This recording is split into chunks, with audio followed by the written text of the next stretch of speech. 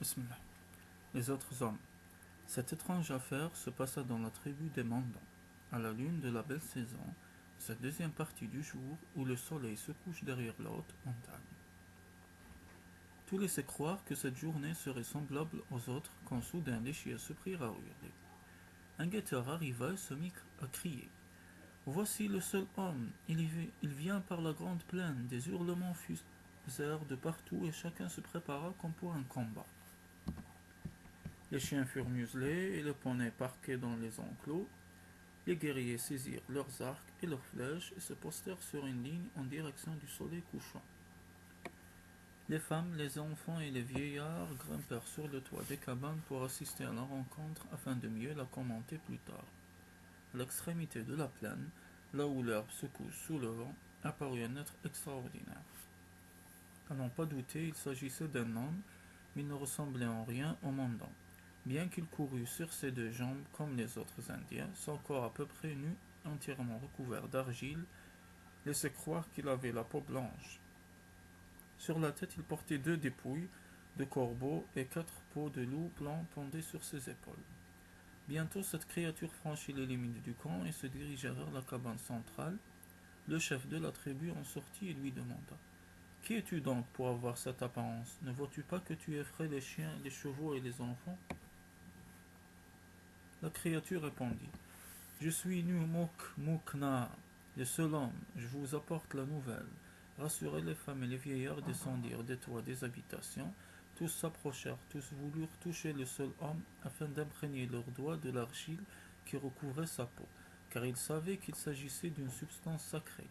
Le seul homme ne parlait pas le langage des mandants, cependant chacun le comprenait tant les sons sortant de sa bouche étaient mélodieux. Le sorcier voulut l'inviter sous sa hutte, mais le seul homme prit un air dégoûté et décréta « Je suis une créature habituée à plus de confort. Il m'est impossible de m'asseoir en un tel lieu. Cette cabane sent mauvais et le sol en est si dur que mon derrière en deviendrait calleux. Qu'importe, décida le sorcier. Nous allons nettoyer cet abri en ton honneur et le rendre plus vivable. Le sorcier appela ses femmes. Celles-ci réunirent des branches de saule et balayèrent. Puis elles répandirent des fougères sur le sol et tapissèrent les murs de plantes aromatiques. Après avoir minutieusement inspecté les lieux, le sorcier interrogea. « Es-tu enfin satisfait ou veux-tu que nous te bâtissions une autre maison ?» Celle-ci conviendra, dit le seul homme, et il entra sous la hutte du sorcier.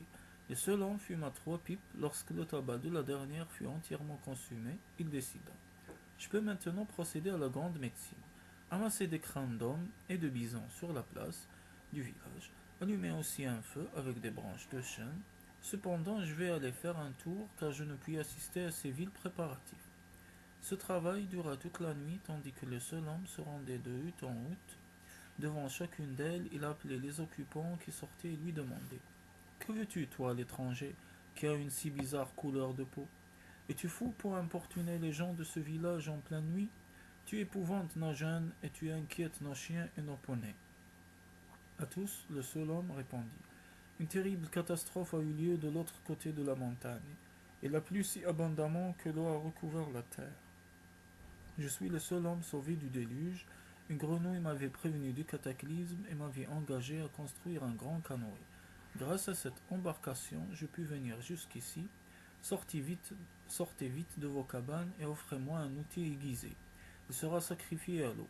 C'est avec un objet tranchant que j'ai creusé le grand canoë. » Toute la nuit, les mandants réunirent couteaux, haches et lances et les déposèrent dans la hutte du sorcier. Le soir, la cabane était si encombrée que le sorcier dut aller se réfugier chez sa 3e femme. Heureusement, elle vivait chez des parents qui avaient une maison à l'orée du village. À la fin de cette fameuse nuit, personne n'aurait pu dire où avait dormi le seul homme. La veille, dès la tombée du soir, chacun avait rentré ses chiens et ses chevaux à l'intérieur de sa cabane et s'était barricadé. Un animal ayant passé la nuit dehors aurait pu apprendre à un être humain où avait reposé le seul homme. Au matin, le personnage extraordinaire plaça les mandants en cercle autour de lui et leur dit « J'espère que personne n'a omis de placer un outil tranchant dans la hutte du sorcier. Si un seul d'entre vous ne l'a pas fait, le déluge franchira le sommet de la montagne.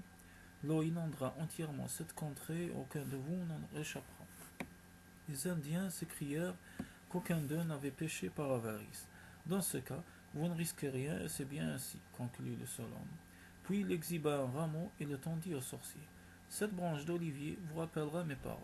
Je l'ai cueillie de l'autre côté de la montagne avant la montée des eaux. Le sorcier rangea précieusement la plante médecine sous sa hutte.